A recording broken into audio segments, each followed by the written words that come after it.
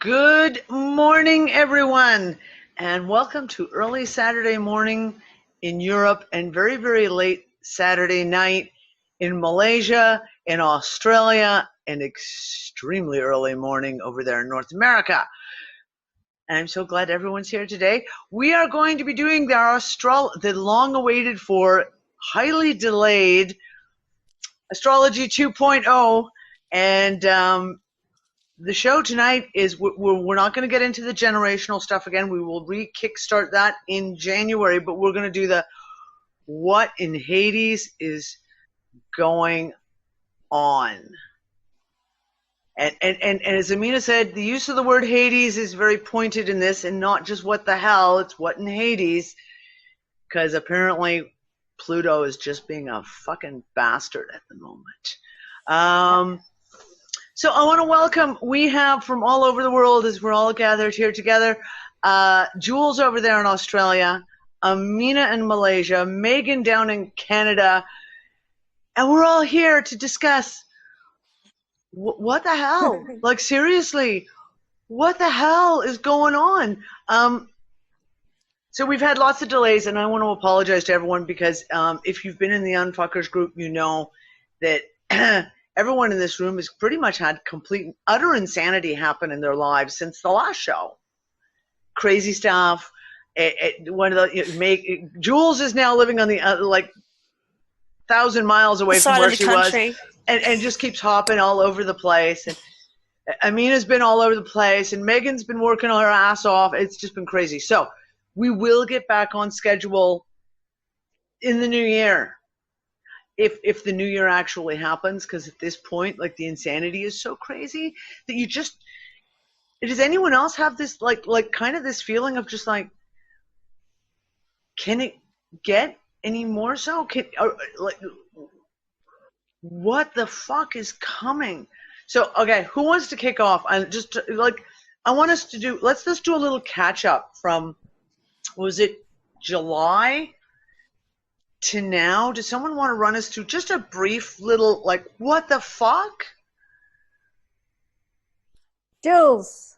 I can only speak personally, but the last show that we had, and we were really ambitious to get all the generational stuff done, and we kind of joked that the world might end between now and the end of the year. And we wanted to get all these joking, shows. Not joking.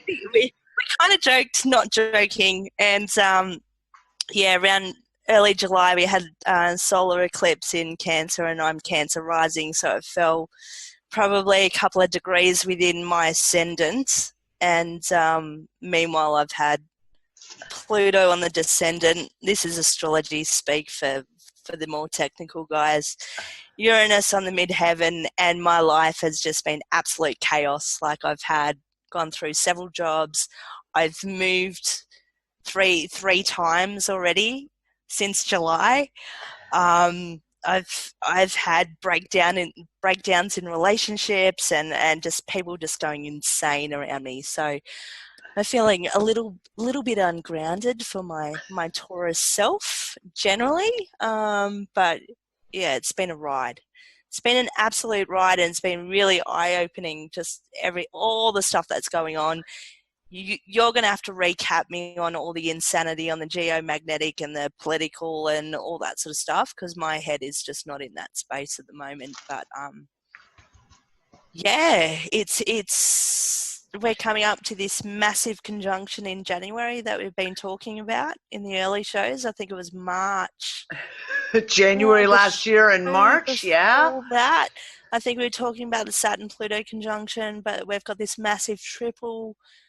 We've got this massive stellium of planets coming into Capricorn, and we're getting into the real thick of it now, with Jupiter just moved into Capricorn. I think it was on the 3rd in Australia, the 2nd over in the US. So just in the last week, just about a week ago, bit more, 10 days ago. Yeah, 10, 11 days ago now. I don't even know what day it is at the moment. No. It's just so fast. So much is happening all at once, and it just, I was watching some other podcast the other day, and it was like, is the world actually falling apart, or are we having a restructure? What's going on? We've got one foot here where everything's kind of dissolving and falling apart, and then we've got the other thing. We're not quite in the new space yet, but 1 foot on one 2020 side is gonna. and 1 foot on the other, and precariously balanced between the two. Yes. So I don't know, Amina, if you want to add to that, Megan. I'm just.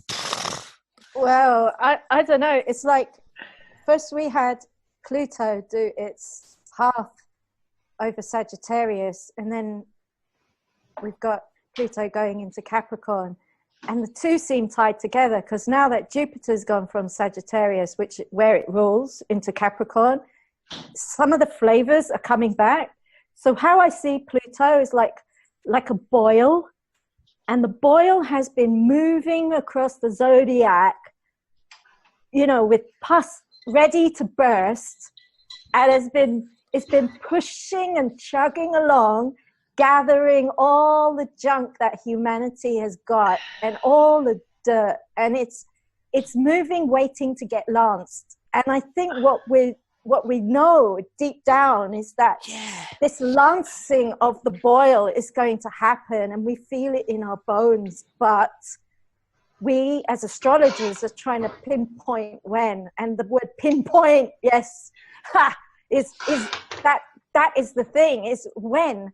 Because if you look at it, right, when Pluto, before Sagittarius, when Pluto was in Scorpio, things started to get really dark.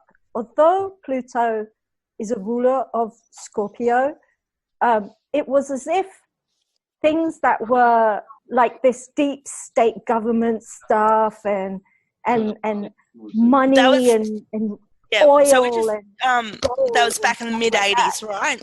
Pluto was mid-80s. in the mid '80s, so that's when Japan was huge financially with all the technology back then. Ronald Reagan and Margaret Thatcher, all Cold War, alliance, and there was something going on, and this new world elite was coming out, but we're realizing that we don't have so much control. Something else is going on, and there are all these speeches about the new world order, with W. Bush and all that. So when Pluto went into Sagittarius, there's all this about terrorism and more terrorism and fundamentalism, and this is the enemy, and now we got like two sides pitted, the goods and the bads. And then when Pluto went into Capricorn, not only did we have a banking system issue, but we also saw that as Pluto moves through, we also saw that there's something's not quite right with that story. The terrorism and what is really going on there? Was it really about something else? Like, was that the oil and the gold being moved around? Because it feels like Pluto has been carrying this, and it's like it's humanity's shit. It's humanity's shit that needs to get cleansed, and it's rising to the surface like a volcano or a big giant boil, like you said. Big giant boil. Yeah, so well, that's what we're looking at. Yeah, it's really interesting that you say that, because Pluto moved into Capricorn in 2008, so it's been here for a while. And if we remember, in 2008 we had a big stock market financial crash. But the funny thing is, right, is that Pluto just dipped into Pluto in 2007, or at the beginning of 2008. I think it was late 2007. Then it dipped out again. Right at the end of 2007, early 2008. I think it was January. And then somewhere around September 8th or 15th or something like that, we had the stock market crash, like all in one day, a Monday or something. It was a really bad Monday. But Pluto was just on the galactic center at the time, before going back into Capricorn. Yes. It was the galactic center at the end of Sagittarius. Okay, so the galactic center is really, really interesting, because that is one of these points that keeps coming up, is when things go through that galactic center, is when all of a sudden shit gets real, and it gets real fast. I want to backtrack a little bit, because when we last talked, and in our chats as well after the last show in July, we were talking about all these planets in retrograde. Like it was in, what was it, 6 planets or 7 planets all in retrograde all at once, and it was as if the insanity that we'd experienced up to that point was just the prequel, was just the opening salvo, and then all this in the last 6 months, it's been insane. Like on every realm, politically, financially, environmentally, geologically, astrologically, every logically you can talk about, it's all gone completely insane. So if you guys give, because now a bunch of those planets are now all back, they're not in retrograde anymore. And was it prograde? Is that the word? Am I using the right term? Direct. Yahoo! Yay me! So direct.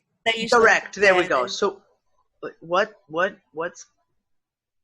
Give us an update. Like, can we just look at that one thing for a second? That one piece. Yeah, can one of the other girls talk to that for a minute? Because I'm just going to pull up some dates. There's a couple of planets I haven't looked at in terms of the dates when they went direct. Okay, Megan, hit us.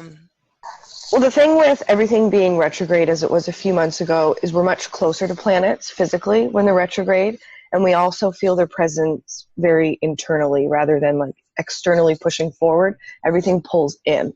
So seeing that we have so much really big astrology unfolding right now and over the coming weeks, it's almost like the energy was saying, like, you need to deal with this shit now and that shit now and that shit and that shit. And it was just everything had to come to an end. And when you look at the fact that not only are Saturn and Pluto about to conjunct, but both of them went retrograde very close within each other. It was the ass end of April. I can't remember the exact day, but Saturn went retrograde at 20 degrees, and then on October 3rd, pending time zone, Pluto went direct at that exact same degree of 20 Capricorn. So Saturn is the guy that says, hey, time's up. Like, you have to deal with this now. He doesn't do a thing a second before or after it should happen. Everything comes in its due time. That's why Saturn's the Lord of Karma. In the Roman mythology, he's known as Kronos, so Father Time. That's why that archetype exists through that Saturnian kind of energy. And when it happens in Capricorn, the home sign, and that's the thing, a lot of these planets not only went retrograde at the same time, they happen in very key areas over the zodiac. A lot of them were very strong in like their home base, so they're forcing you to look at like this. It's like the Capricorn issue is so Saturnian with like the elite and the whole world and the systems at play being outside of integrity. It's like, okay, now we have to look at that. And then you have Uranus retrograde in its fall position. Okay, so like the environment's really fucked up. Food's really fucked up. We've gone too far forward, so we think, that we've actually messed things up instead of made things better. So now we have to look at that. We had Neptune go retrograde in its own sign. So, you know, Neptune is kind of like a weird, wonky realm. It's like, are things getting better? Are things getting worse? Am I crazy? Is it everybody? Like, everything was just really all over the map.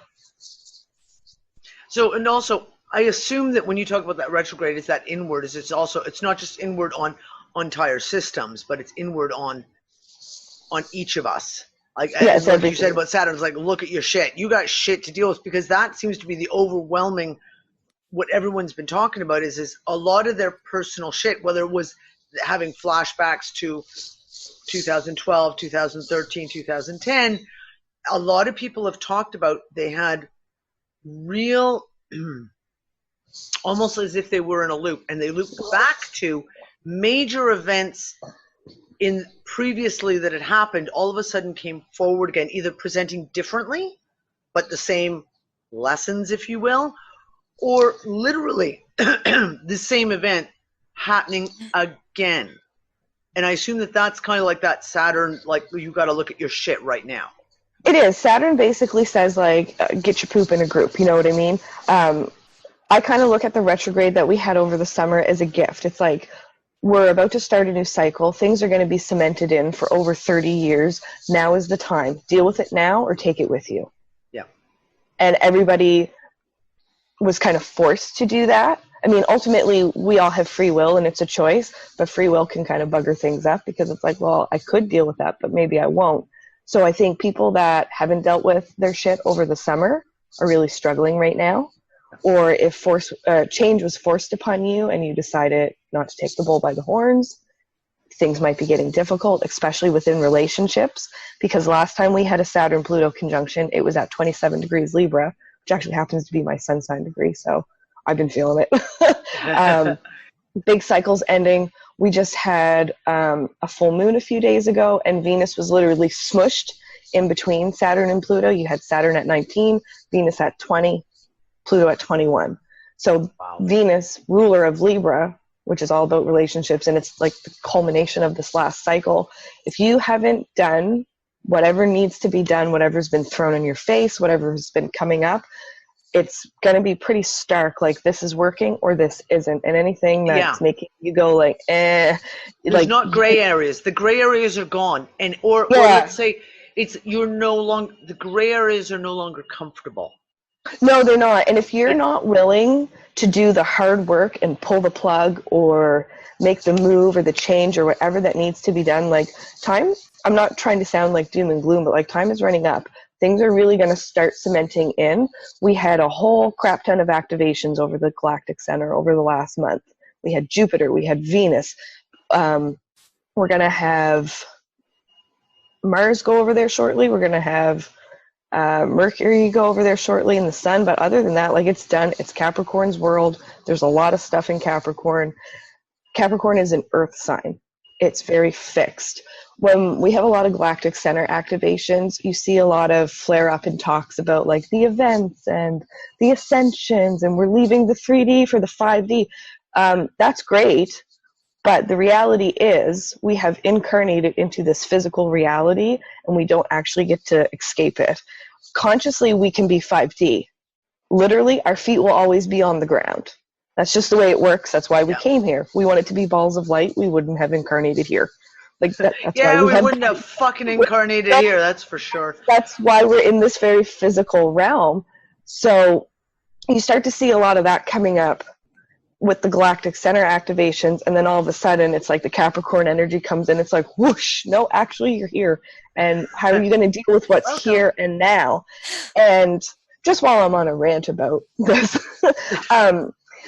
when big planets that don't change signs often, like, I mean, the moon, she zips around, the sun, that's a monthly thing, Mercury's fairly fast, but, you know, like Jupiter, Saturn, anything beyond that, it's kind of like a big event, astrologically, when it changes signs. Jupiter spends about a year in every sign, and everybody always is like, oh, the blessings are coming, Jupiter's giving you this, and he's so jovial, and yes, Jupiter is jovial, and Jupiter does like to give, but people forget where he's at right now. And this is kind of a pet peeve of mine. Jupiter has moved into Capricorn. You do not get gifts if you don't work for them.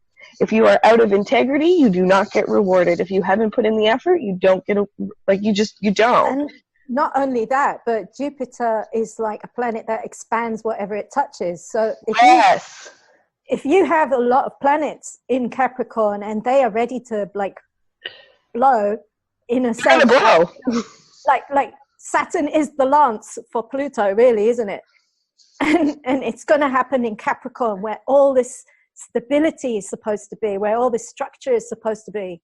And Jupiter comes along. If you're not in the place that you're supposed to be, Jupiter might just exaggerate the problem for you. That's right. Okay, so I just want to touch on this. Just give me 1 second, Jules. It's because John just made this comment, and this is so accurate when we talk about, because you know me, I always like to bring it back to that electric universe aspect of where the planets sit, etc., and the connections between them. When planets are crossing the galactic plane, it's a flipping polarity as well, right?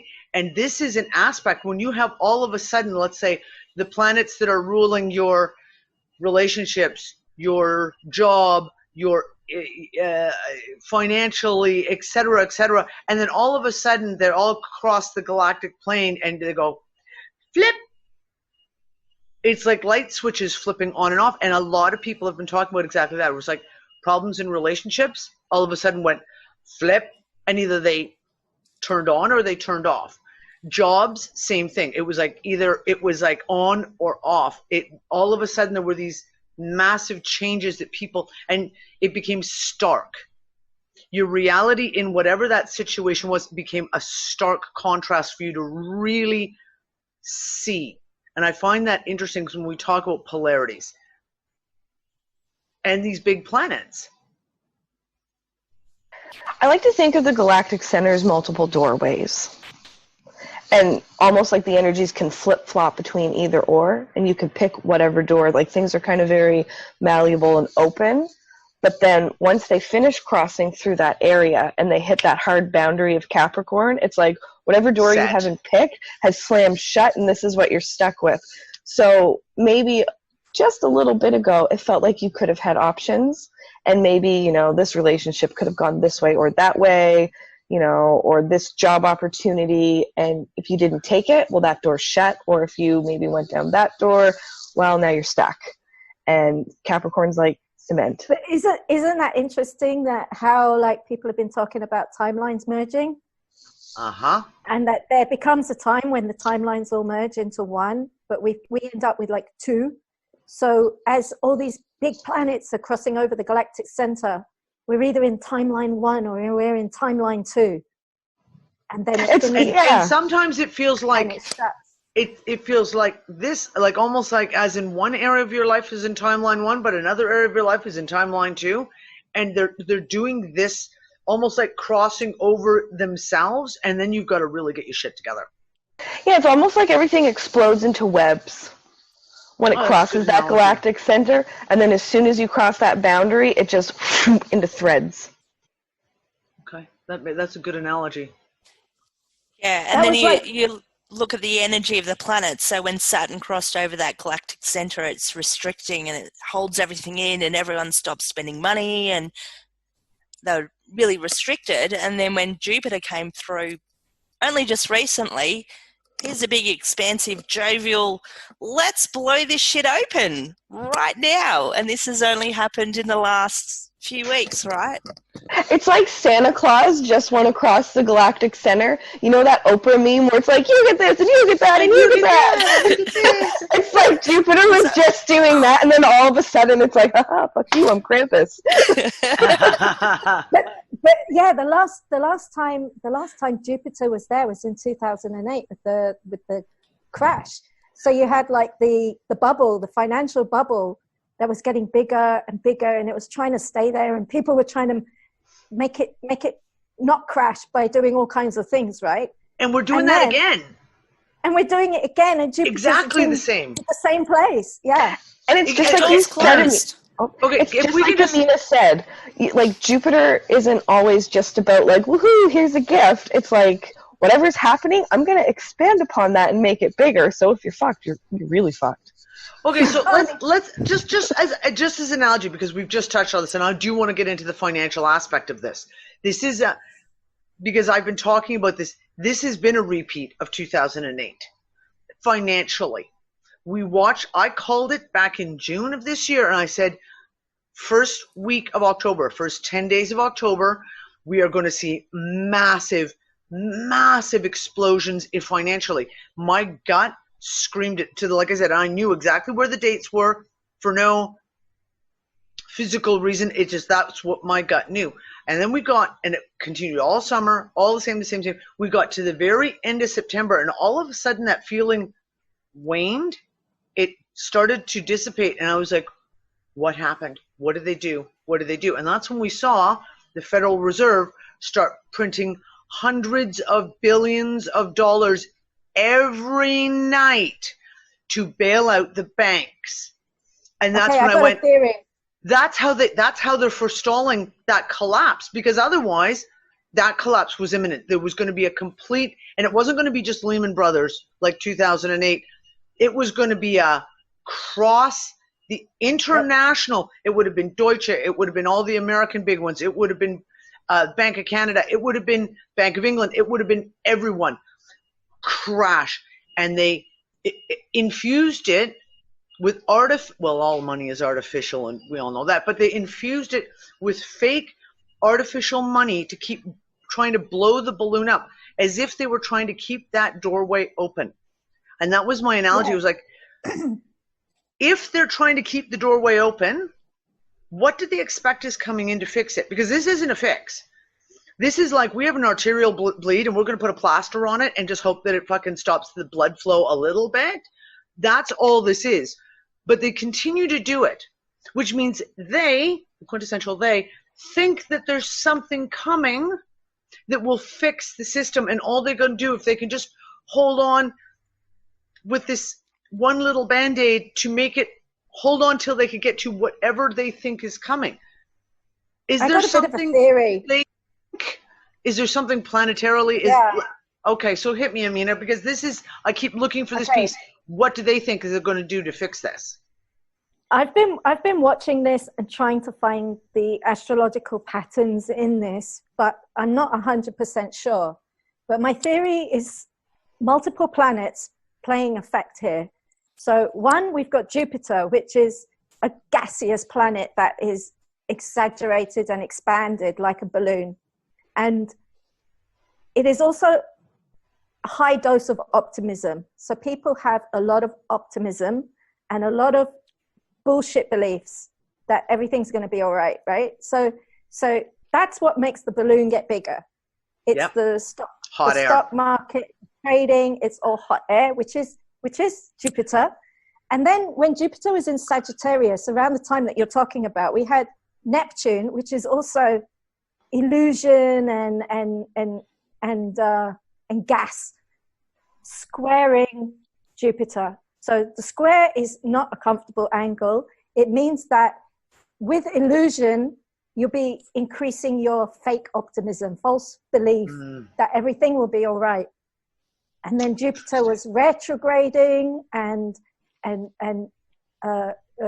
Neptune retrograding and Jupiter was retrograding. They were at the same point, and no one could quite stop the momentum because the two they're too big, and they're at the right angles, 90 degrees from each other. One in Pisces, one in Sagittarius, and people were just playing the stock market. And the other thing is that Pluto has been in Capricorn all this time. So Pluto is dredging out all the nonsense that's going to come out into that big boil that's going to burst. But look at Uranus. Where did all these apps come from about trading online with your phone to make it easy? You can get all these platforms now. Most of them were made in India. Most of these apps were made in India. And they were launched like 2015 or 2014. Okay, so this is like the prelude of Uranus entering. Uranus is about to enter Taurus, and now any Tom, Dick, and Harry, can trade like a Steve while watching cat videos or whatever. You know that advert. Yep. So you can sit there with your phone, and your phone is going to do all this trading the moment you sign up. But what's it going to do? It's going to copy other traders. Yeah.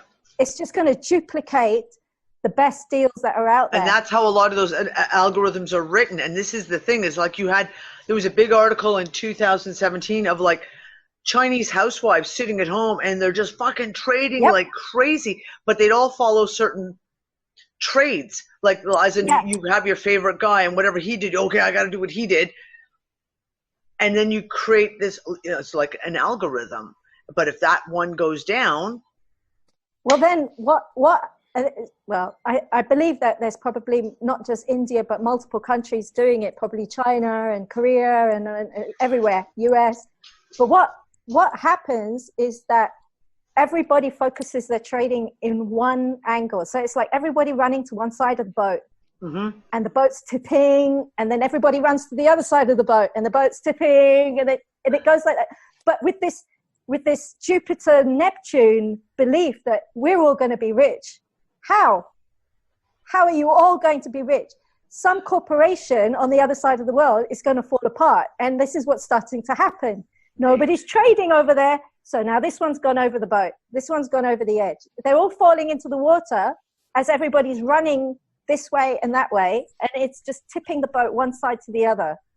And then what's going to happen after that? I mean, like, it's chaos. So now that Neptune is moving away and Jupiter's moved into Capricorn, we've got this exaggerated belief now that everything's going to be all right. But as soon as Saturn meets the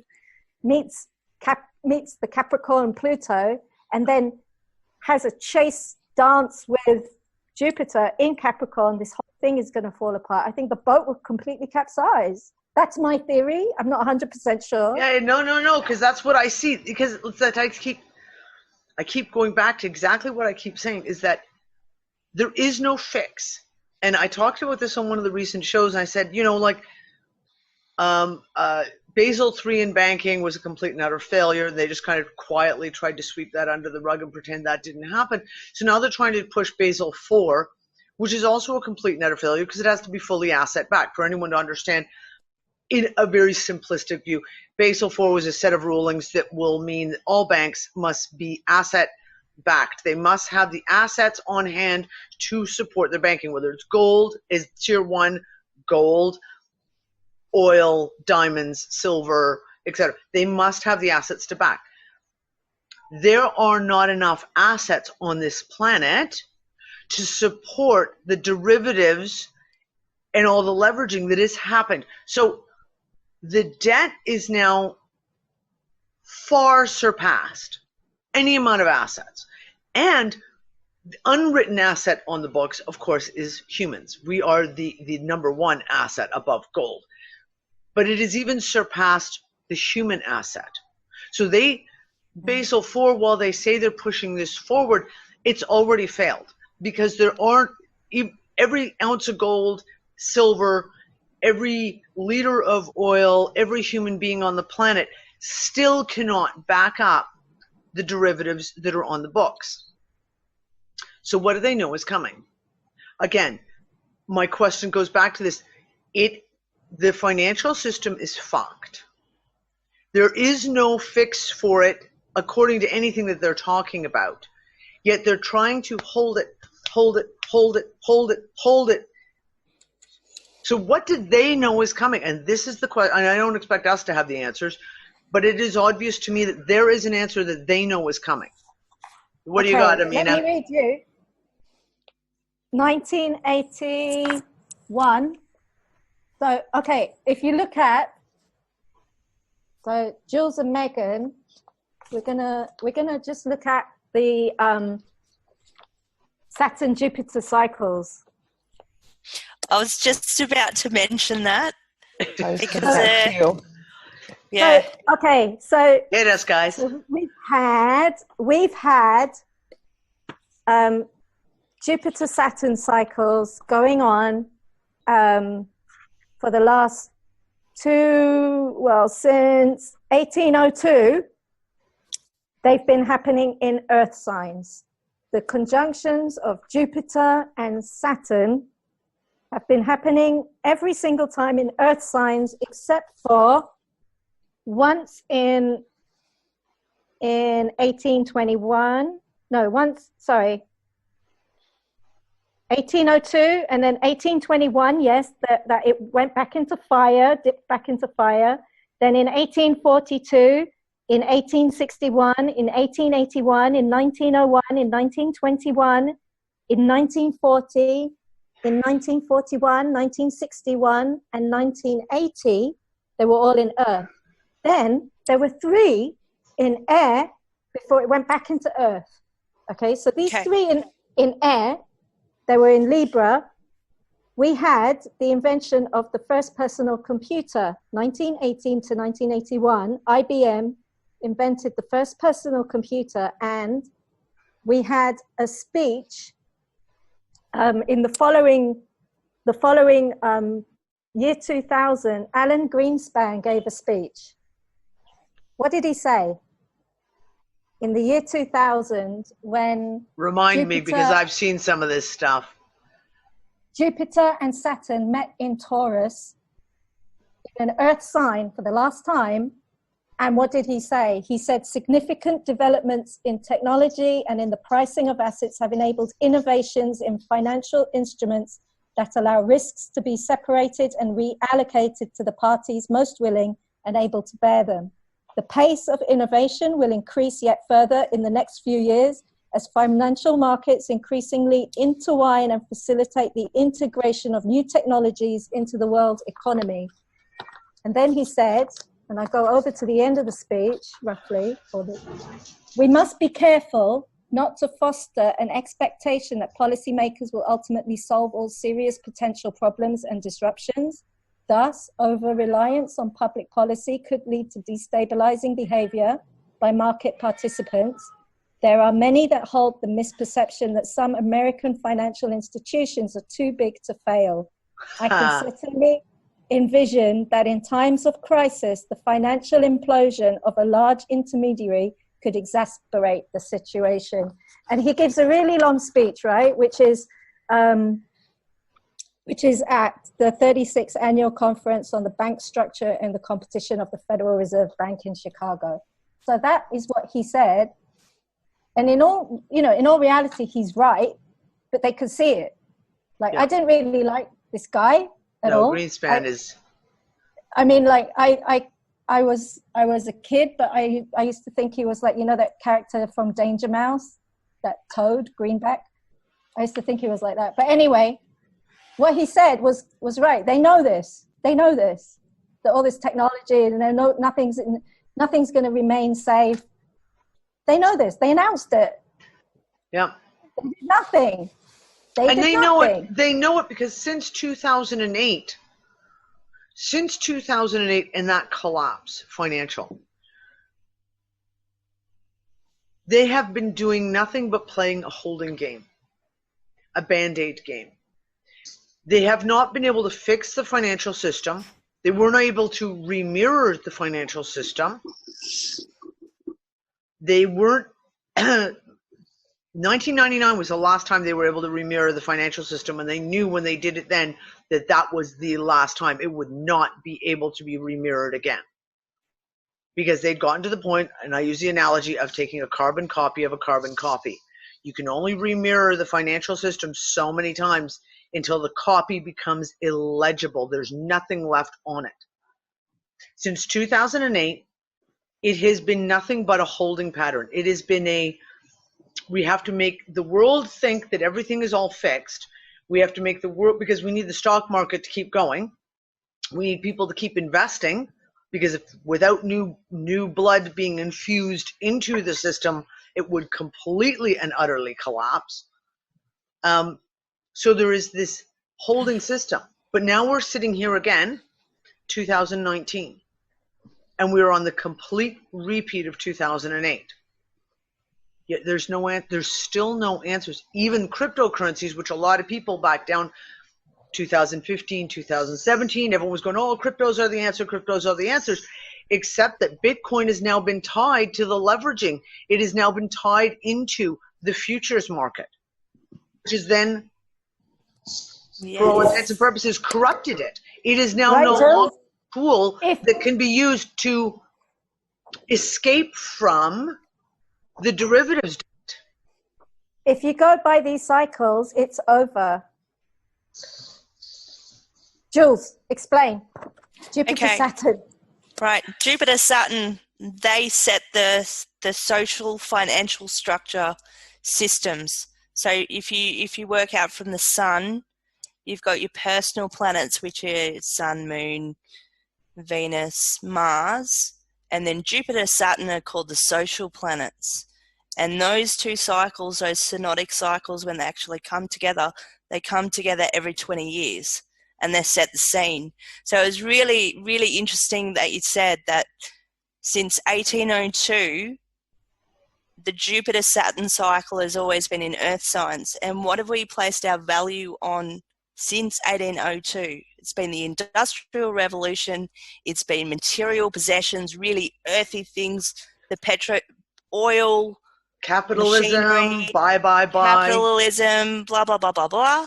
And for the Earth's next cycle, resources. earth resources, right? Yeah. And if you think of the air element, it's all about communication, crypto, possibly. It's non-physical. It's data.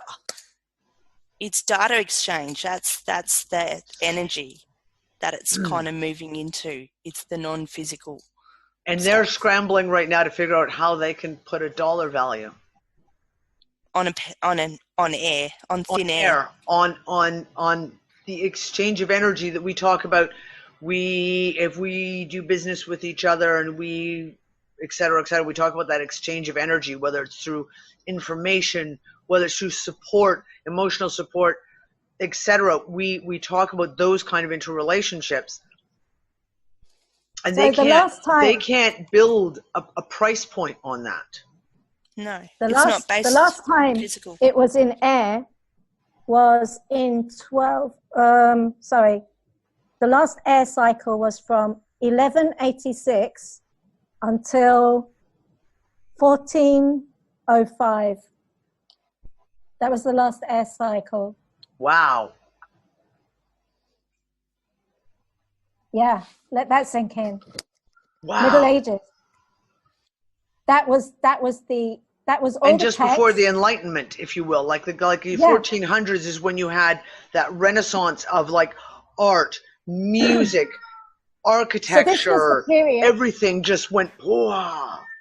This was the period that that in the Middle Ages we had all those ancient texts from ancient Greek text translated to Latin. Yeah. And everyone was translating the sciences of Ptolemy and Aristotle, all those ancient Greek knowledge, and they were translating it into Latin. And then we had a sort of dark era because the church came in and took it all away. Then it went into the Arabs, but in like the East, you had the Song dynasty, which was in China, the Song dynasty, and they were coming up with all these new inventions. So it was all about knowledge and an exchange of knowledge, and even digging into the older knowledge.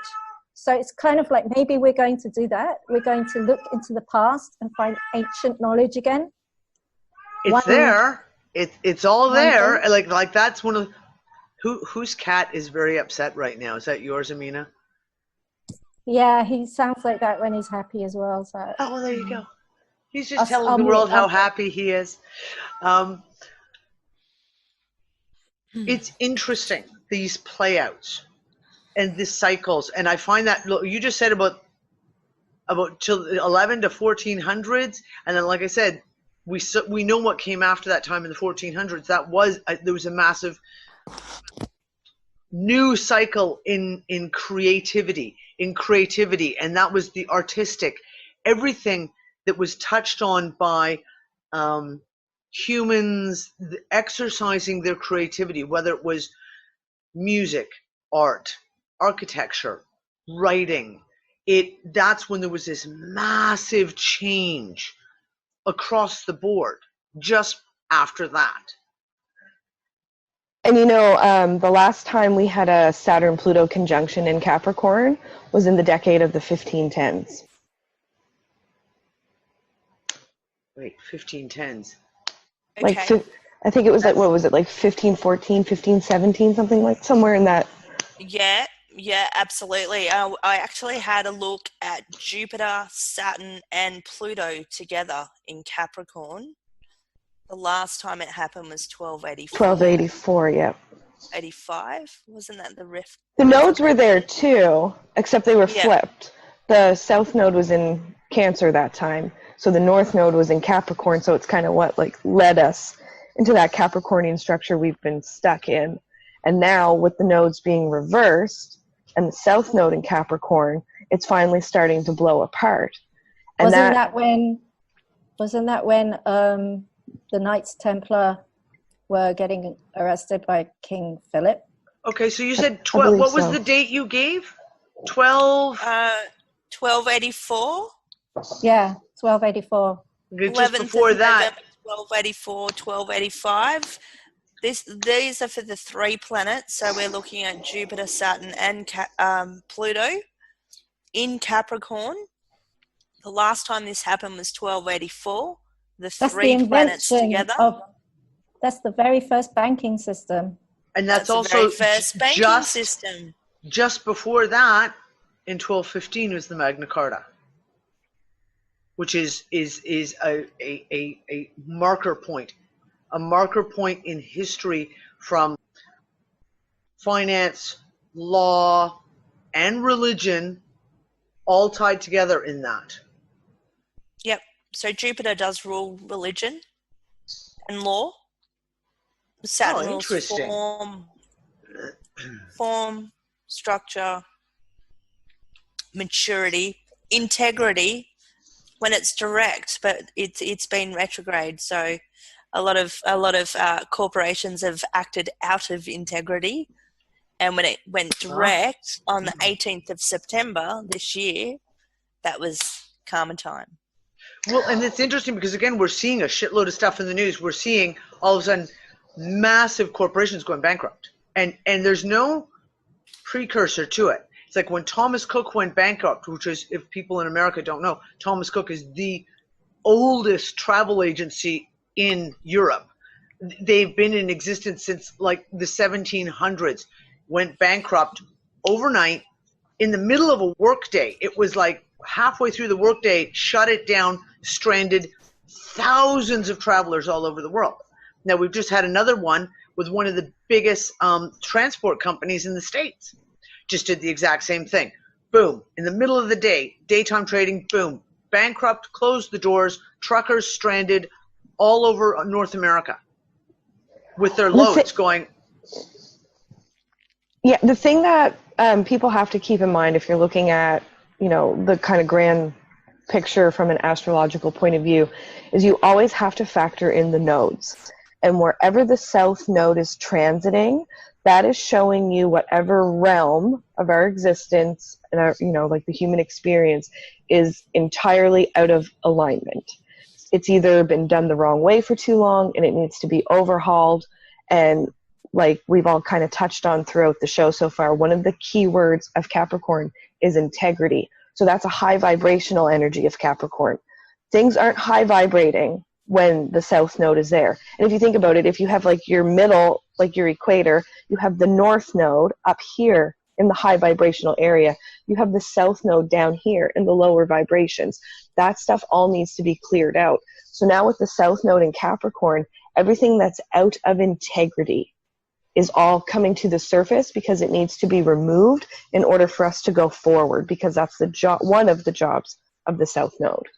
And Megan, isn't the south node going to go over the galactic center as well? Because the nodes go in backwards, clockwise direction, backwards. Yep.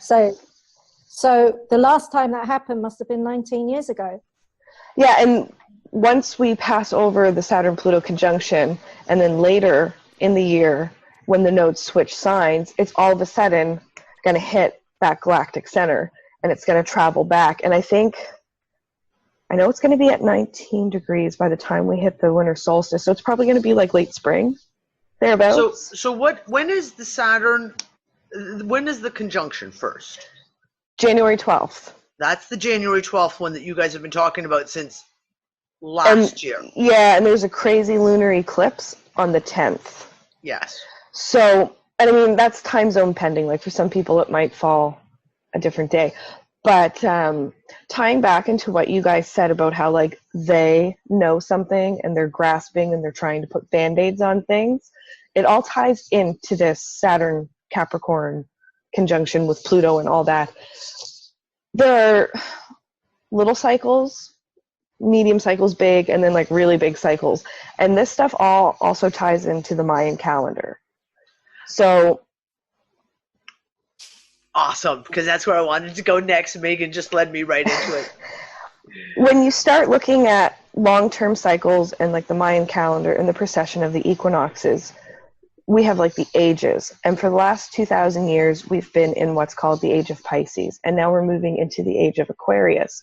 I can't remember which Mayan writing, but they talk about, there was like a herald of, we're about to be moving into the age of Aquarius when all the visible planets sit in the sign of Aquarius.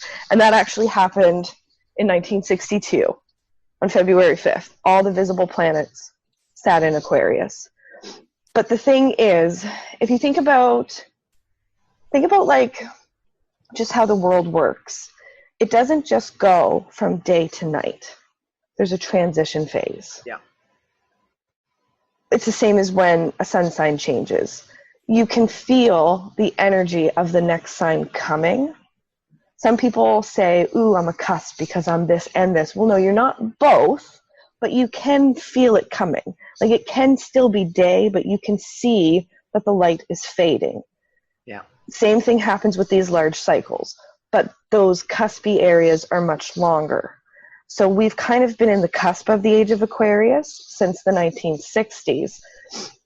I think, personally, the actual age of Aquarius anchors in place for good when Pluto stays in Aquarius. And that won't be, I've got the dates written down here, that won't be until November 20th, 2024.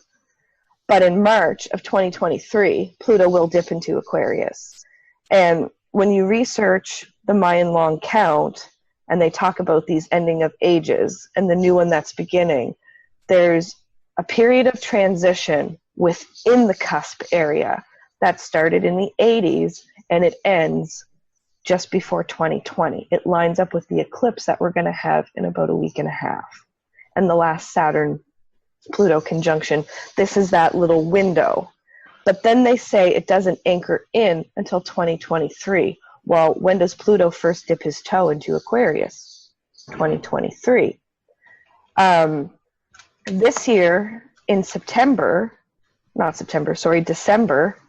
Pluto is moving close to Aquarius. He has a big orb. It's kind of like if you picture planets like a spotlight, you have your center, which is the degree where they're at, but the light kind of hits other areas. Pluto's starting to orb over close to that Aquarian energy because it's getting deeper into the last decan of Capricorn. But Saturn and Jupiter will actually meet at 0 degrees Aquarius, exact to the degree and minute at the time of the winter solstice. So Aquarius is the sign of the new. As Jules said, when Saturn and Pluto come together, it really sets the stage.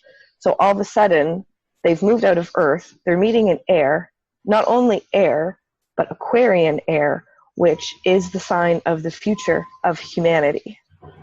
So it's all these little precursors that are leading us into where we're going, and that's why they are grasping. Because it's like that little kid that wants to leave the park or they want to stay at the park, but their parents are like, well, no, we got to go home. And they're like, no, I want to stay. They want to stay. Like, they've got it pretty good. But they can't stay because eventually time does run up, and we all kind of are slaves to time down here because of Saturn. Also, the whole karma thing has to complete by then. So, like, all the things that have been hidden have to come out. Yep. So I just took a quick look to find the node's position for the galactic center this coming year and the last time it happened. So in this coming year, it's around June, July. So in June, July 2020, the south node crosses the galactic center. The last time it happened was 2001. October 2001. So when September 2001 was happening, it was just about to reach there. But now we're coming back to that point. So I think the investigations and the truth of all that was going on with the 9/11 attacks and what it was blamed on and who was really responsible is all going to start coming out in the first 6 months of 2020. Oh, I agree with you. You have no idea how interesting that is because of information that I was given that's talking about there's going to be some major disclosure within the next month. Yeah, it's got to start coming out, and that is the lancing of the boil, or the beginning of it, when the pus starts coming out, and all those pussy It people has to drain. who have been, it's going to be drained, and we can't move on to a new age. We can't move on to a new era if they're still sitting in their seats and in their positions. It's just not possible. No. I can't see it. So No, Amina, you're exactly right. And if you think about it, with the south node in that area, and the south node needs to clear out like the lower vibrations of those signs, what is the lower energy of Sagittarius? It's that grandiosity. It's, right? It's all those things. And then you flip it into the north node. Well, the north node will be in Gemini. So what's Gemini all about? In the high energies, it's about intellect and like knowledge and gathering it. And when you look at our next, not and the one that's communication. Being allowed to talk. Yeah, in a low vibration, Gemini energy can be a shit disturber. It's gossipy, and it likes to, start rumors and, stir this pot up and stir that pot up and just sit back and watch it all unfold because they're bored and it's something to do. But in a high vibration, Gemini is the messenger. So halfway through that cycle, when people were trying to talk about things like 9/11, they were getting shut down. Uh-huh. I don't think you're going to see people shut down. Yeah, they were not allowed to talk about it. It was like it was cut off. Like you couldn't. And that's kind of the byline of this year. Like this year, if you wanted to kind of above and beyond a lot of the other shit this year, is the removal of freedom of speech is pretty much one of the themes of this year. 2019 has been the year of you have no freedom of speech, whether it is on the streets, on social media, any place, in school, at work. No one, that has been shut down this year. That's the freedom. It's going to change, though. Right? Don't you think that is such a desperate act? Exactly. That's desperation. Like we just can't let these people talk. Just put duct tape on their mouths on every single person. That's literally the desperation that they're at right now. So when that's how the nodes work. When the north node moves into Gemini, everyone is going to talk. No one's going to shut up. They're going to speak truth. The nodes move as we need them to move. Everything happens in the time it's supposed to, whether we realize it or not. And by the time the north node moves into Gemini, we're all going to be so fucking fed up with being censored. And the energy is also going to be supportive of people speaking out rather than oppressive. So you're going to see a big flip with that. So and you said that's June? Yeah, and if you go into not the upcoming winter solstice, but the one following it in 2020, when Saturn and Pluto are going to conjunct, or not Saturn and Pluto, sorry, Saturn and Jupiter. We've been talking about Saturn and Pluto so much. When Saturn and Pluto conjunct at the beginning of Aquarius, 0 degrees, like bam, like not just that they're conjuncting, it's at a very critical degree. It's at the very beginning of the sign. And this is the sign of like the way that things are going to unfold in the future. So you start getting into like some really tricky astrology here. It's like, okay, so where's the north node when this is happening? Oh, it's in Gemini. So what's the ruler of Gemini doing? Oh, Mercury, it's conjunct the sun, exact in degree. So you have 2 planets lined up in 2 spots. So 4 planets at 0 degrees at one time. It's a critical moment of new beginnings and the stage being set. And it's the way forward, and we're going to be thinking about it and talking about it and spreading information. And that's kind of how we're bridging into the new, out of this old Capricornian kind of stranglehold that we've been in. So you made a comment, Megan, oh God, like a year ago, almost, sometime before, about the fact that you yourself, but like astrologers in general, have been looking to this coming month, if you will, like as in like from the solstice into January for years. Like this has been one of those key pivotal moments for years that astrologers have been looking forward to. Can you basically and simplistically outline why? I want to try and break it down into a real simplistic, because I've heard this on multiple. I've heard you guys talk about it. I've heard other channels that have deal with astrology talking about it's finally here. This is the moment we've been waiting for. So, what is it? The simplest way I can word that, and I can see Jules grinning, so I know she's going to want to weigh in when I'm done. The easiest way to put it is Saturn and Pluto. They only conjunct every 33 to 37 years. Just depends, how it lines up with the retrogrades, because things take a little longer sometimes. And whenever they line up, big things happen. You have wars. You have, stock market crashes. You have assassinations. World War I, World War II, they all fall. It always heralds upheaval.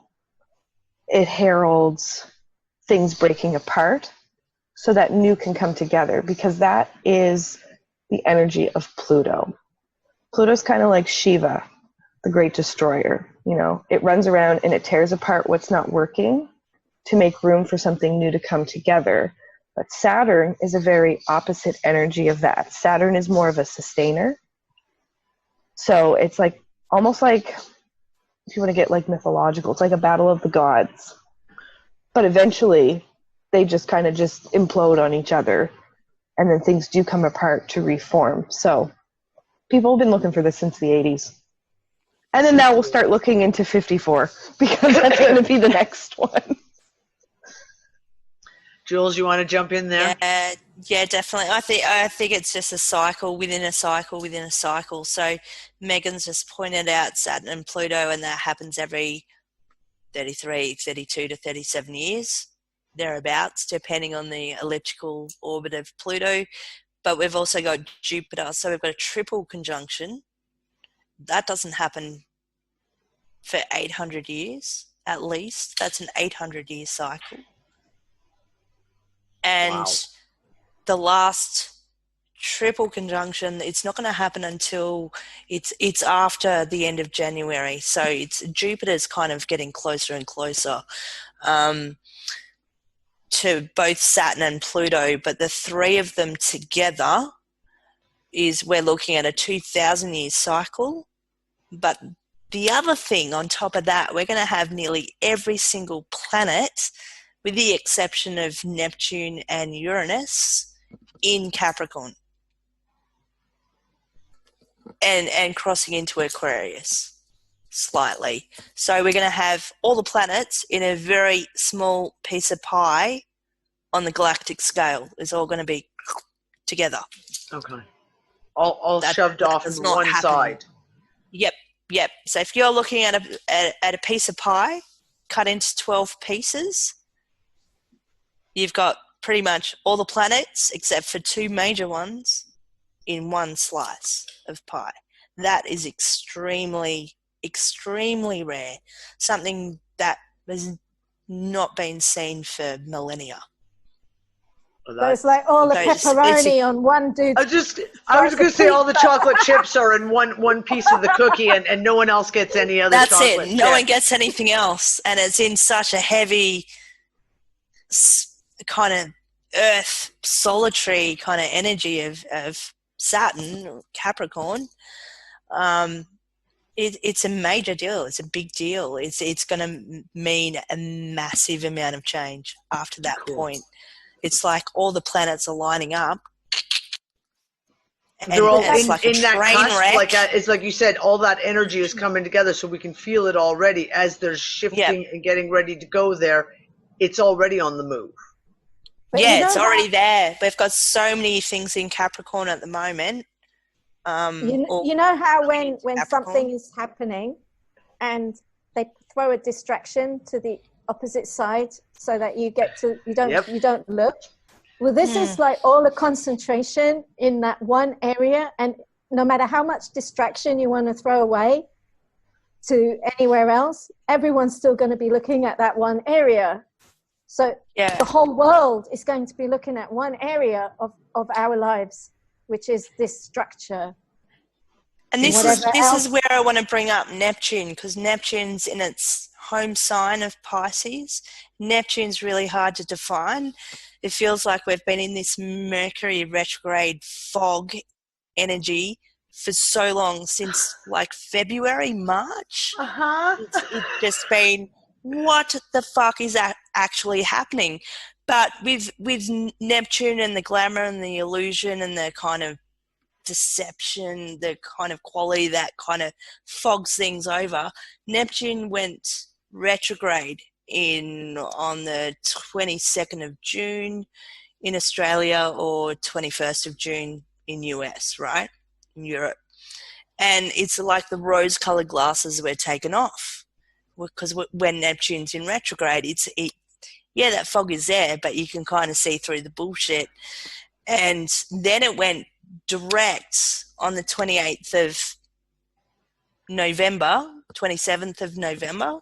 So not that long ago, really, only a few weeks ago, but we're still in that shadow period. So we're still seeing through the bullshit just a little bit, and that's going to happen and the shadow period ends on, I think it's March 2020. So even though they're trying to cover things up, we're kind of seeing through it at the moment. Okay, so we've got the solar eclipse that's coming up. I have never understood, I'm the first one to admit, never understood eclipses and why people get so excited and like, about them. So again, we have this solar eclipse coming up, and I've heard so many people who are like, oh my God. And so can somebody, again, break that down for us? Why is it just that it's an eclipse, or is it there's something specific about this eclipse astrologically that is the reason why people are really focusing on it? Amina, you're the eclipse queen. I thought Meghan is the eclipse queen. Yeah, Meghan hit us. Well, eclipses kind of are big deals any which way you shake them, because that's what they do. They shake us, and they kind of take us from one sandbox into another for 6 months, and then they shake us up again. I think both of the eclipses coming up are equally as important, the solar and the lunar. The solar one's happening first. It's happening depending on your time zone, either Boxing Day or Christmas Day. So Merry Christmas, everybody. Well, that's it. And that's what a lot of people are like. I think what makes this one big is that it's conjunct Jupiter. And Jupiter makes everything bigger. So with a solar eclipse, they herald big changes.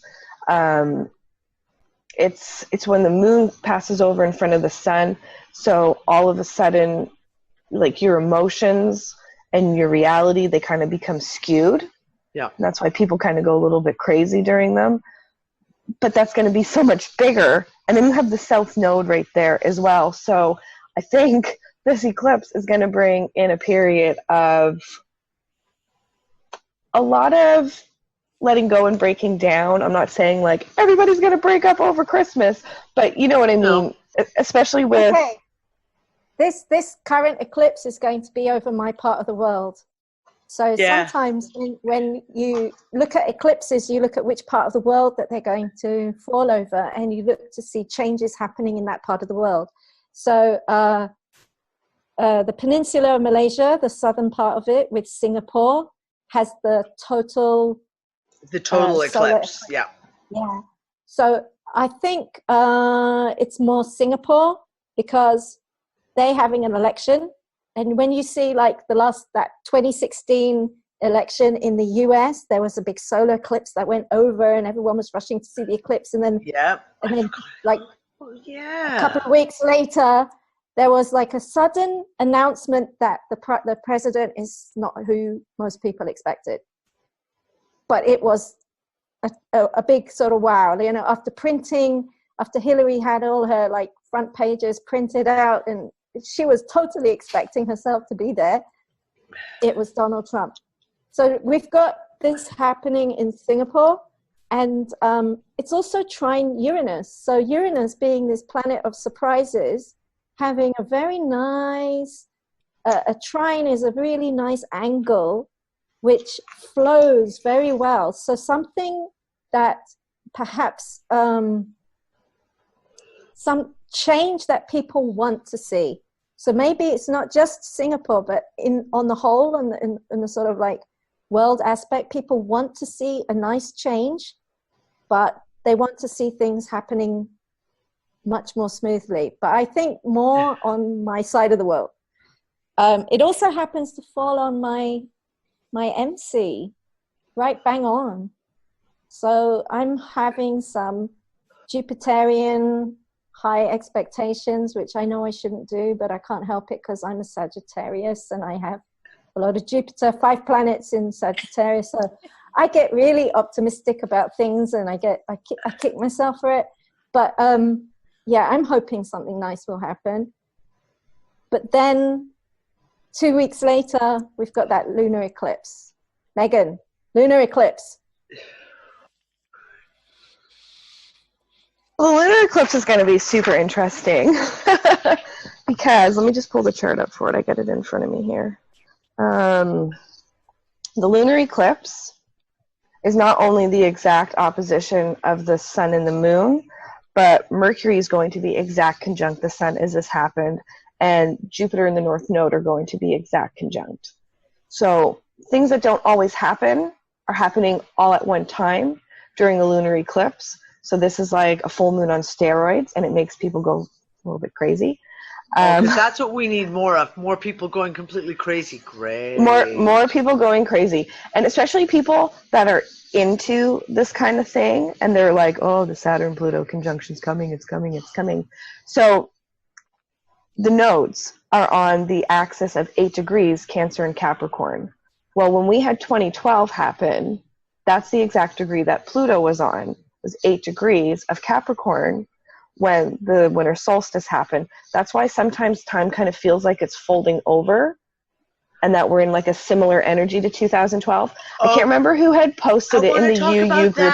I want to talk about that. Somebody had talked about the similarities, and I can't remember who had posted it, but I have been talking about it nonstop this entire fucking year. I have replied to it is, you know, time is kind of doing this weird thing because the nodes are sitting there, and the nodes typically sit on a degree for 2.5-ish weeks. But when they do their little direct thing, which is actually a retrograde for the nodes, when we're close to an eclipse, they swing just a little bit more. So then they stay there for a long time. We've actually had the nodes sit since, I think it was like the 24th of November, and they're going to be there until the 30th of January. So that's a long time for the node to sit on 1 degree. 8 degree Capricorn, Cancer. That's the same degree Pluto was at the 2012 winter solstice that everybody's like, oh my God, Mayan calendar, end of the world, da da da da da da. So I think you're going to see people being like, oh my God, Saturn, Pluto, end of the world, da da da da da, lunar eclipse. Like, you might see a little bit of that fear mongering come out. But I don't think it's necessarily that. I think we're just doing like time isn't a straight line the way that people perceive it. That's just the way that we've chosen to measure it. It's not actually the way time works. I think we're kind of in like a little horseshoe, which is interesting because the nodes are shaped like an upside down or a right side up horseshoe. And a horseshoe is kind of a part of a loop. If you look at it, it's like part of the loop is the horseshoe. And we've been in the bowl since 2012. But the tips, whether it's, I don't know if you want to picture pointing up or pointing down, if you take the winter solstice of 2012 and this lunar eclipse and the conjunction that's going to happen 2 days later, almost like they're the tips before we move into another loop, things are just starting to line up again. Like we've come up through the bowl. Because this has been the non-stop flavor, and people that I know who are, shall we say, psychic, people who look into this stuff, people who are remote viewers, people that I've worked with very, very closely, especially since 2012, who are extremely sensitive to these things. This year, everyone has been sitting here going, why do I feel like we've just looped back into 2012? And we've looped back in, and everything that we saw in 2012 is like playing out again. But it's almost as if since 2012, there have been these loop, loop, loop, and each loop is gotten, for lack of better terms, more powerful, more exact. So we kind of did this like 2012, 2015. There was like this, whoa, what the hell just happened? And then 2017, there was another, whoa. And then all of a sudden, 2019 is for myself, because I watched the news so closely in 2012. That's when I'd launched Removing the Shackles. That is when so I was very much heavily involved in the intel world. All the stuff that's being said by people in the intel side purportedly now is an exact mirroring of the shit that I was told in 2012.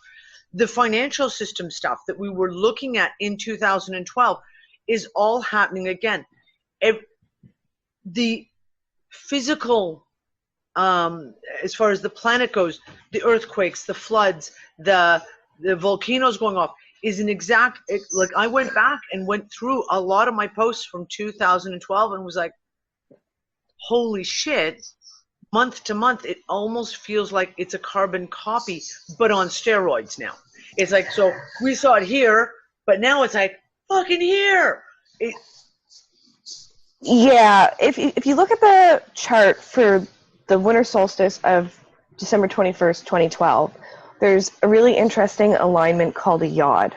And what a yod is in astrology, some people refer to it as the finger of God. And it's almost like the universe is pointing at something because it's very pivotal. It's when two planets make a sextile, so that's a 60-degree angle, and then those two planets also make an inconjunct, which is 150? Is that what it is? And it makes a very long, skinny triangle. It looks like a little finger pointing at something. So there was a very tight one. Everything was at 8 degrees. You had Saturn in Scorpio at 8 degrees. You had Pluto in Capricorn at 8 degrees, and they were pointing to Jupiter at 8 degrees Gemini. Well, where are the nodes going next? Gemini. Where was Pluto as this is all happening with the nodes? The nodes are super faded. What's going to be at 8 degrees with the node as all of this unfolds? Jupiter. What has crossed through this area between where we are now, and we'll use 8 degrees Scorpio as the starting point. You've had Saturn move through, you've had Jupiter move through, you've had a major Mars retrograde in that area in the summer of 2016 at the end of Scorpio.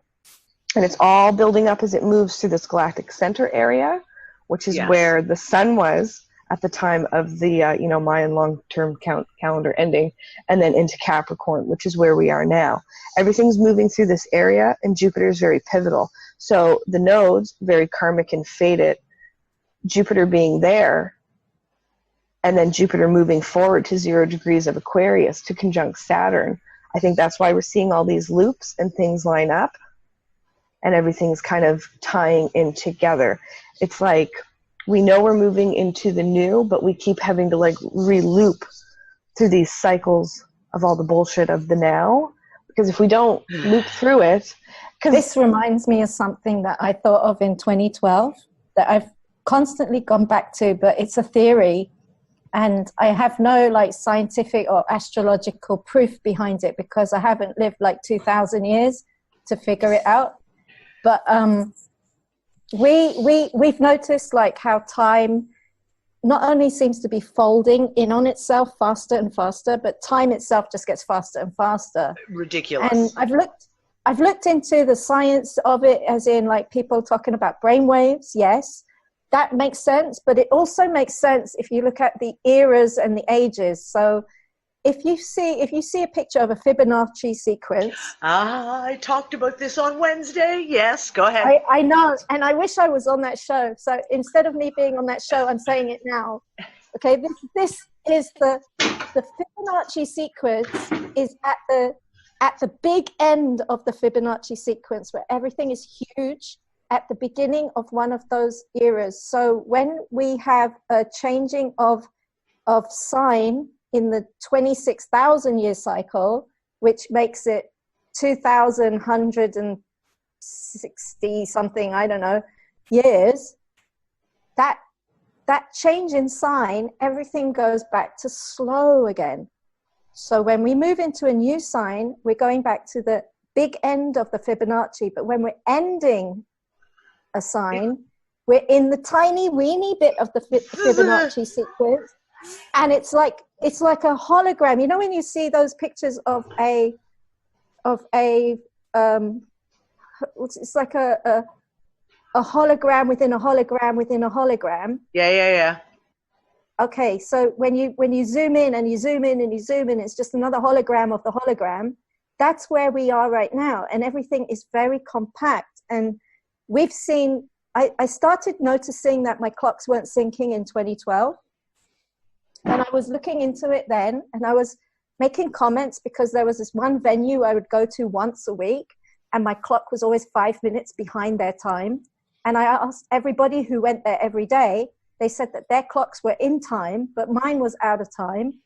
And it was like that every 7 days, 5 minutes out every 7 days. Well, it's become so problematic that time, like my time devices don't match up. Yeah, we had anymore. that in our house this week. Right? And certain, like 1 month seems to be a repeat of another month. And one issue will resurface, or something seems to fold over, and it's like it's a very woo-woo effect on your mind, because you can see both Tuesday and Thursday being different and yet running exactly the same, you know, but they're only 2 days apart. And then it just gets to seem as if like every 5 minutes has looped until it gets to crunch point, and then we zip into the new cycle, and where it starts to expand all over again. And that's how I've seen everything, like on the chart with the 12 signs going around the zodiac, all equally divided into 30 degrees each. It begins with a Fibonacci sequence that gets bigger, and then it gets smaller and smaller and smaller and smaller and smaller Till the next until one. that's the end, and then you move into the next one. That's a theory. I mean, that's what went through my head.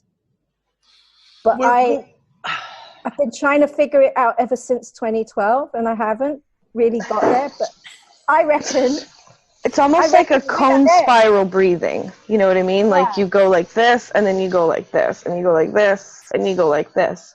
And it's funny what you said about the timekeeping devices, because where I work at the daycare, everything is scheduled like every hour on the hour. There's like a massive change, and like staff kind of reshuffles, or you have lunch breaks, or da-da-da-da-da. And we don't use digital clocks. We have like the old wall, like analog ones, and there are 11 within the building in different classrooms, or the staff room, or the gym, or what have you.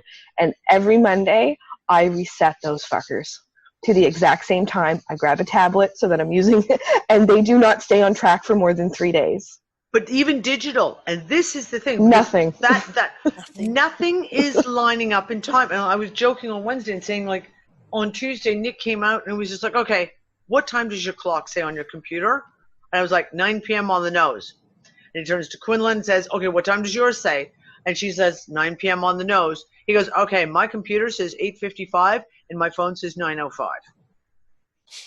They all lined up earlier in the day. Like there was no, and then all of a sudden he looks and he's just like, okay, why are my computer and my phone out by 10 minutes?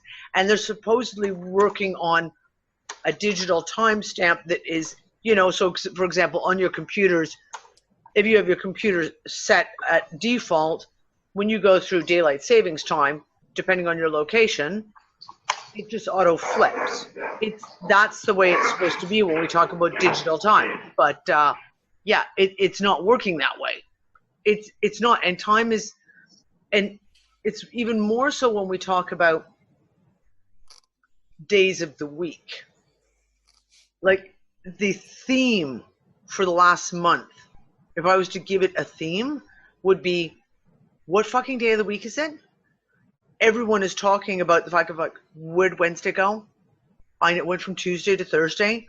I lost a Wednesday entirely. Or I swear it's Friday today, and yet I've just been told by my kids it's Sunday, and I'm losing my shit because no, I'm swearing it was Friday. This last month has been insane like that. To the point, I went to write down the date a couple of days ago. and I tried to write September. And then I went, September, no, and you delete, and then started writing November. And I was like, no, it's December. Like, it's not even like, it's, time is now completely irrelevant. And we've talked about it on shows for the last 8 months, a year anyway, of like, no one's sleeping at the right time. No one's eating at the right time. No one's doing things that they would normally do at the right time. It's as if time literally at this point has become a jumbled, garbled mess. There's no signposts, no mental or conscious signposts anymore of like, it's 8 o'clock in the morning or it's Wednesday afternoon. They've seemed to have vanished. Yep, ditto that, Dani. Ditto that. I need like a big digital clock just to remind myself. Like literally today, I totally forgot about the show today. Totally. And yet yesterday, I knew I was all prepared, etc. all morning. And then I was like, okay, I'm going to post the graphic out to remind everyone last night. And then sometime around 6 o'clock at night, like just, and it felt like Sunday to me. And I literally woke up this morning thinking, right, Sunday movie night. And then just went, no, it's not. Fuck, it's Saturday. Shit, we've got the astrology show in 2 hours. I better get up and get ready and start like running. I just saw a comment. Yeah, thank you. So I just saw a comment from Job which said, the solstice this year is 365 weeks since the one in 2012. Oh, that's interesting. Yes. Mathematically, that's very, very interesting. That's the other thing is a lot of people who've, again, the people I call who are sensitives, the people that I know who are very in tune consciously, if you will, with going on, have been talking about Christmas and have been talking about Christmas since last summer. The Christmas songs popping up into your head and Christmas keeps coming in, not as the holiday, the holiday, but there's been an awareness on a certain level that this Christmas, i.e. this solstice, this turning point was significant. No one being able to say why, like, do you know what I mean? To the point of people hypothesizing all kinds of crazy fucking shit. But deep down, a lot of people are feeling it. There is an anticipation. There we go. That's a good word. There's an anticipation of the end of this month. Something tangible. Like you can taste it. You can smell it. You know it's coming. But you can't define it. That's, for me, personal. I can't define why. I just know that since April, May, there's been this pointer.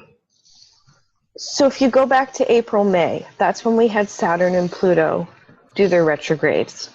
Yeah. Saturn went retrograde at 20 degrees Capricorn. Then you have October, the beginning of October, you had Pluto go direct at 20 degrees Capricorn. And then the Christmas Day, Boxing Day, lunar eclipse that we have is also at 20 degrees Capricorn, Cancer, on that axis. So whether people know, like the technicalities of the degrees, or if they're just intuitively feeling, with all these activations on that exact degree of, like the zodiac or energy or however you want to put it, it's like we feel that like this is connected to this and this is connected to this. And 20 degree of any sign is what opens you into that final decan. So when you look at the signs, they're divided into 3 groups of 10 degrees. And it's almost like when something transits each sign, there's a story that needs to unfold. And the last degrees, that's when you're building into your climax and you have to get it done, because if you don't get it done, well then you're kind of hooped until the next time it rolls around. So we're entering into these critical degrees of Capricorn with a major alignment that hasn't happened in those signs for hundreds of years. You've got all these major planets and nodes and everything moving through this area. and everybody's feeling it. It's almost like a time's kind of up, but not quite time's up. It's like time's up and then No, what? there's something there. Okay, Yeah. Jules, that's so fucking funny. My family's doing the same thing back here behind me as well. That's so funny. It's just like, I'm just going to sneak past. Yeah. That was hilarious. Yeah, totally. You've been saying for months, Dani, that, you know, time's just completely speeding up. Like even just before the show, I'm going, what time does the show start? I have no idea. I have no idea what time it starts. What are the I know, and time I read your zones? I read your post in our chat, and then I had a panic of like, shit, did I misjudge the time? Fuck, wait, what time? I actually pulled up the graphic. It went, no, it says noon. Oh, is she okay? I still got 2 hours. Oh, okay. Like, but literally, like, there's no sense of concreteness, if that makes sense to time. My kids can come out and say to me at any point in time, go, it's bedtime, it's dinner time, it's whatever, and you'd be like, oh, okay, because there's no sense of, you know, it's like I say, 10 years ago, it's like you knew, I don't, everyone else, but myself, was like I could peg mentally with my mental clock within 5 minutes of what the time was just by looking inside and going, yeah, no, it's about 4 o'clock. Okay, I better go start doing dinner. Now it's like, Mom, I'm hungry. Can we have dinner? 6:30. Holy shit, I haven't even thought about dinner yet. I better get up. Dogs haven't been fed. There's no inner clock that is moving relative to what our perceived linear time is. And like I said, now it's not just the inner clock, it's like the inner calendar, everything is just out of whack. Like nothing lines up with what you're thinking. When you just allow yourself to just react, it's like, but it's Monday, isn't it? Isn't it Monday? It's like someone's worn down the grains of sand in the timer, in that old timer that used to turn over. It used to be just grains of sand. Now it's dust. Just pours through like in an instant. Yep.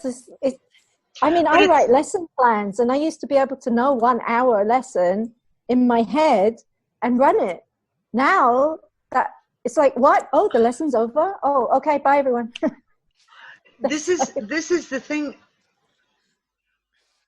The thing about time, because the time has been speeding ridiculously, but I found in this last month that time is doing this.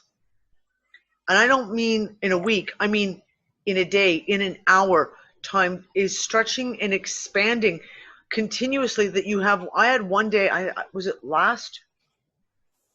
last week. So not this week's show Wednesday, but the week before. I was joking with Anne saying, "Oh my God, it's like time went back to normal."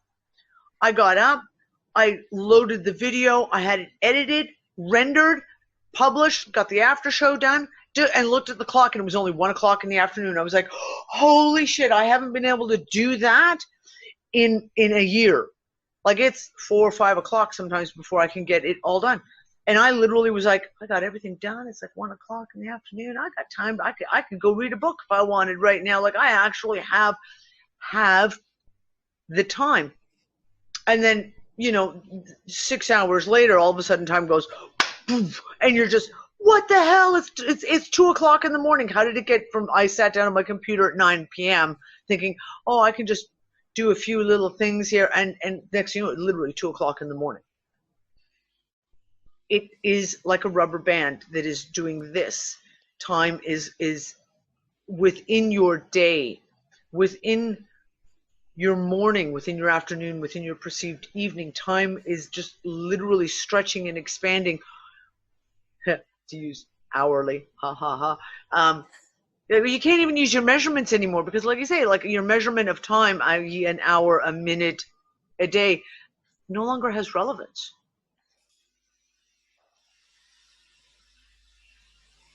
I don't know. No explanation. I mean, in astrology, that would be Saturn. What is Saturn doing that makes that happen? I can't see it except for it's coming close to Pluto. what's Pluto doing? I have no idea, because it doesn't make any real astrological sense, except for perhaps it's the big ages that are changing over. There's been a lot of talk, and the problem is when we start talking about the galactic plane, there really is very little what I would call concrete information. We have even scientists hypothesize, and they give it, say, like, we are within this certain area, but obviously, like, if you're in the middle, it's pretty fucking hard to look all the way around to figure out exactly where you, i.e. your little galaxy, your little solar system, is within this greater sense of space. One of the hypotheses is, that I have heard talked about, is the fact that in 2012, our galaxy entered the galactic plane, and that we are now exiting that equatorial region, if you will. Now, there are other people who say, no, we're only still just entering it, and it's going to be, like 100 years of us passing through this. And unfortunately, like I say, we can't. Finding the concrete information is virtually impossible. But I have wondered, as we're passing through these, when you have specific dates, is it a traveling thing as the galaxy is moving through? Are we passing through different, on the greater scale of astrology, astronomy? Because now we're not just talking about our little sun and our little planets. Now we're talking about central sun, massive galaxies, huge. That has to, in my opinion, it has to also play a massive part. Electric universe theory. It's not just our little galaxy, our little solar system. Our little solar system is also connected electrically through plasma, magnetic fields, etc., to Sagittarius A, to all these other massive, massive galaxies. So, and we're talking about the precession of the equinoxes, exactly, Megan. But then you've got all the effects. In my opinion, we have to be seeing these other connected effects as well. And that's where I question, like, do we have any possible way of measuring astrologically what the effects of some of these things, like Sagittarius A? It's supposed to be our central sun or black hole, depending on who you want to talk to, if you believe in such things. What effect does that have? We are seeing stuff happen. Sagittarius A is doing some incredible shit at the moment. Astronomically speaking, we have major news pieces that have come out talking about flashes of light, about how it's seemingly that Sagittarius has gobbled up several stars, etc. So can we somehow define, if you will, the reactive, how that plays? Do we have even a manual anyway that even touches on those aspects beyond things like the Mayan calendar?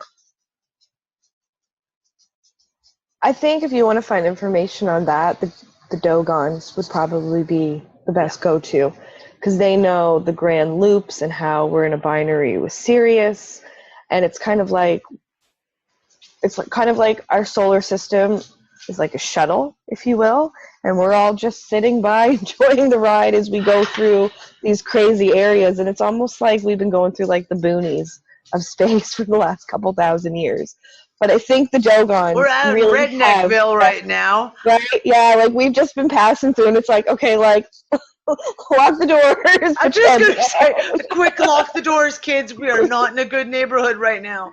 Yeah, and I think when we look back into some of these like ancient cultures, they actually knew how to look forward a lot better than we do, and now our new science is starting to kind of line up with like these ancient, oral traditions, and we're like, oh, look what we just discovered, and it's like, oh shit, people have been. Oh, look, the Dogon have been talking about this for how many thousand years? Yeah, exactly. Yeah. Well, and this is the thing. I was talking to Ben about 2 weeks ago, and things with Australia being on fire, like literally the entire country is on fire, and he was through a friend of his talking to one of the elders in one of the originating mobs and saying, okay, so what does tradition tell us that when this mountain burns, is there an oral tradition that talks about what's going on in that planetary type shit when all of a sudden the mountain starts burning? And they were like, oh yeah, that's the old verbal stories, the old stories that talk, because they knew that when certain things lined up, that certain events would happen. Physical events on the planet, and whether you're talking about the Hopi Indians, whether you're talking about the Aborigines, whether you're talking about the Dogon, you're talking about the Maya, you're talking about even the ancient Egyptians, these guys all had knowledge that defies our ability to even comprehend how history being not what we were told it is, how they could possibly have this kind of in-depth knowledge, but they did. The question is, how do we get it all, as I've said since 2015, can we bring them all to the table? Like, this is when you want to like bring like the originating elders, and you want to get like some of the Hopi and the First Nations and the Inuit and the Mayan, Incan, and the stuff out of Iran, like the ancient Iranian, the Persian stuff. Again, some of the ancient Greek stuff that is really kind of same thing. Things come up, and I look and go, oh, look at Ptolemy has been talking about that for how many thousand years now? Yeah, I think one of the things that we're going to see is a shift into ancient knowledge becoming new again, with some extra new layers to it. Like Zero mentioned about the quantum levels of science and understanding, and I think combined with the ancient knowledge, I think when we get the Jupiter and Saturn in Aquarius, this is one start. This is the beginning. So in 2021, at the end of 2020 to the beginning of 2021, we're going to start seeing a new flowering of knowledge opening up. And then when Pluto goes into Aquarius in 2024, we're going to see something else new coming through. And then we've got a Jupiter-Neptune conjunction at 0 Aries. That's a big one. When's that? That's like what, 2026 or 2024? That I think is we have to get rid of this old nonsense. The new nonsense, you mean? Yeah, this new nonsense. We have to get rid of the new nonsense this and go back to the old. Yeah. The construct nonsense that we've been taught and that we've been brainwashed and programmed to believe all this Newtonian science is everything, and then it's been shrinking our knowledge as we've been throwing everything out and dissecting everything into quarters so that we can't actually see the bigger picture. Yeah. When we have like the new information coming through, this is going to be partly dug up. Like even in astrology is going back to the ancient astrology again to look into what we don't know. Yeah. That's one area, okay? And every area of science, on all sciences, they're going to look into what did we miss? What have we not seen? And bring out ancient knowledge and experiment with it until we understand it. Some of it, I think, is going to be purely inspired because it's air energy. And this Jupiter-Neptune conjunction is a new beginning of something. it's a brand new beginning of something very ethereal. And I don't think it's illusion, because zero Aries is something very cardinal and concrete. So we have this conjunction coming up, but all these events that are happening before that are leading the way or breaking down the old system so that we can make way for this new thing that we're going to see. And I think it's like it's going to blow our minds, but we're not ready for it yet. We have to break down the conditioning before we're ready for it. Well, it's interesting because when on December 2nd, I was part of a roundtable discussion interviewing the creator of the movie The Mandela Effect, David Guy Levy. And I was talking to Cynthia Sue Larson, and on the show, and she'll be on my show on this Wednesday coming up. Cynthia and I are going to sit down and have a real good conversation. She talked about, in the quantum physics world, the amount of announcements that have come out in the last year are mind-blowing. I mean, literally take everything you think about reality and throw it upside down. And the fact that, of course, the media is not talking about it because most people don't want to comprehend, but also like that, they don't want people questioning what we thought was a concrete law.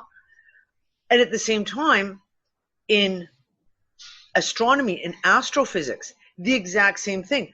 In this past year, the information that has been come out, new information, new studies, new observations, have taken everything, all these massive theories like dark matter and gravity, because gravity is a theory, not a law, and they've turned them on their head.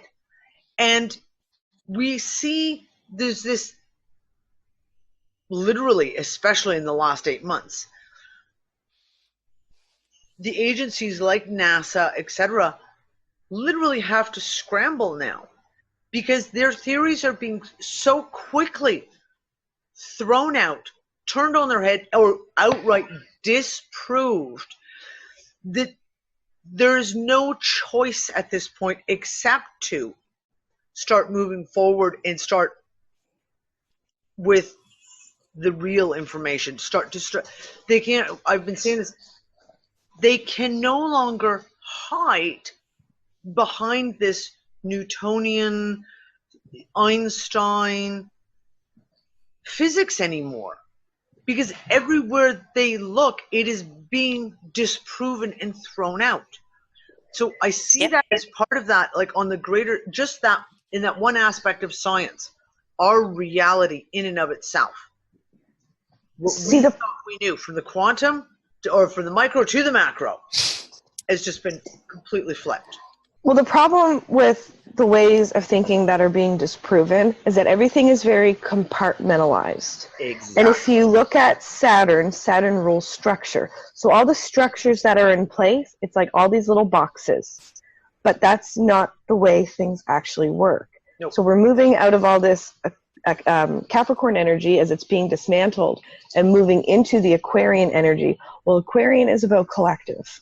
Yeah. It's about knowledge and true knowing. So all these little boxes are being broken down and everything's kind of like spreading into the same pool.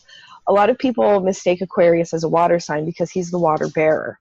Yes. So it's not actually that he's a water sign, but the water is kind of like the universal knowledge that's flowing out of Aquarius into like the mystical pool of Pisces, if you will. That's why his words are, I know. So it's almost like they've, this box, that box, but it's all being, broken down so that it can just. And that's the control structure, right? Because this is the one that I've talked, like, these boxes are not accidental. They were deliberately put in place because if you can contain knowledge within set boxes, for example, science, if you can have somebody doing a study on cellular communication, but they're only studying this teeny aspect and they're not looking at quantum physics, they're not looking at photonic light, etc., then their answers will be kept within that tiny, tiny box. And we're seeing the walls starting to become destroyed. And it's even financially, right? People have been, the financial has been kept in this tiny box. Religion and beliefs have been kept in this tiny box. All of these pieces have been kept in tiny boxes deliberately, because then you can control the box. You can control the structure, and you can put someone within one box and make sure that you can keep them busy enough that they're not talking to anyone in any of the other boxes and comparing notes. And I see it for those of us who are, like I say, we are the true researchers, all of us, because we are not limited by a box that a university has put us into. So when we go researching cellular communication, quantum teleportation, and entanglement, we can look at all these studies that have come out of boxes and go, holy shit, that's that, that's that, that's that. Bring all the information to a big open space in the middle and reanalyze it. That is where we have to go to. And I think that when you guys have been talking about this breaking down of the control structures, that is going to be one of the biggest ones I personally hope that we see, is that the boxes are destroyed so that information flows and in a way that's organic, as in a whole picture, not just one specific picture. You know, like when back in the Middle Ages, when they were all starting all these mystical schools, and they were compiling like the mystical knowledge from all these different religions, and just taking the purest stuff and not the dogma. And then they were trying to, I think, so when the Templars first started, there were other sects around them, and there was all this kind of knowledge, like the Cathars, and you know, the you've got the Sufis, and you've got these the Coptics as well. There was a lot of this kind of spiritual knowledge. Very much. And what the Templars wanted to do was compile a lot of it. But when they were outlawed, it all went into mystical sects, and then it went into secret societies, and then it went into only certain people can know, and the rest of the masses are just plebs that are not allowed to know. Yep. That has come under the control of the church. Yeah. So what if all of this was real knowledge that just needed piecing back together, plus some, and then, so what's going to happen? Is it the control of the church that's going to come away? Because something in Saturn is going to seriously break down, and it's banking system's just one thing, but the banking system that has been in place, yes, it has grown since the Middle Ages. Oh yeah. And the corporations have grown since the Earth years of the Saturn Pluto, Saturn Jupiter. And yet we have to go back to the era of knowledge, which is air, to put those pieces back together again and regain what it was, so that we can have our, like, what comes after that would be the water, right? So the water was the arts flourishing again, you know, the whole like inspiration flow. So between air and water is inspiration. Yep. We need it back. And we've got this pixelated knowledge where they've just moved it, you know, we can't see anything because it's so pixelated. Yeah.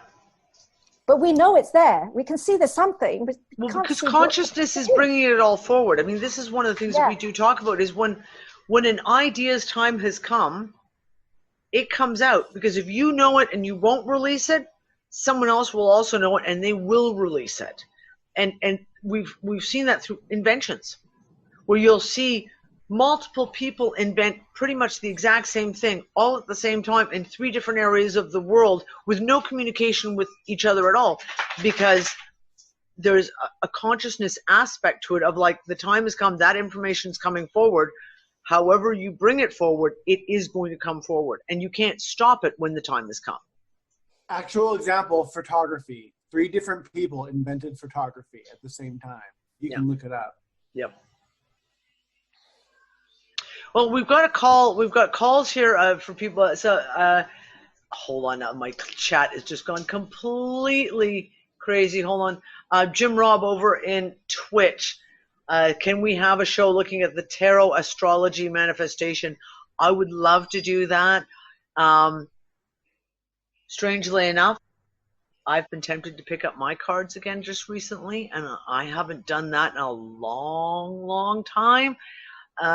So maybe that is one that we can throw in there. That might be an interesting realm to get into. Might be an interesting realm to get into. So I'm going to tie this up for tonight, today, this afternoon, this morning, this night. Well, everyone stick around because we'll have the we'll have a little after show chat because I know there was a lot of questions and stuff that was coming into the chat that I didn't want to interrupt the flow here for. Wednesday night is Transpicuous Views, and like I said, I will have Cynthia Sue Larson on. We're going to be talking about the quantum question and Mandela effects, etc., in shifting realities. It's going to be a really interesting conversation. And this Sunday, tomorrow, Untalkers are watching the Mandela Effect movie, which is what the trigger was to get all this stuff together. So, yeah. We'll see you guys Sunday night for the movie. Could you stop? Seriously. And Wednesday night for Transpicuous, they got to pick their moment. They've got to let their noises and voices be heard too. This one keeps trying to climb on my lap. You guys can't see him with the dark door behind me. Groot has just been continuously, he puts a paw up and he's trying to climb up. I'm like, go away. Nope, go, get down. Okay, so we will see everyone later. Sunday night for the movie, Wednesday night for Transpicuous Views, and I'm going to say goodbye to everyone out on the live stream. Bye, guys.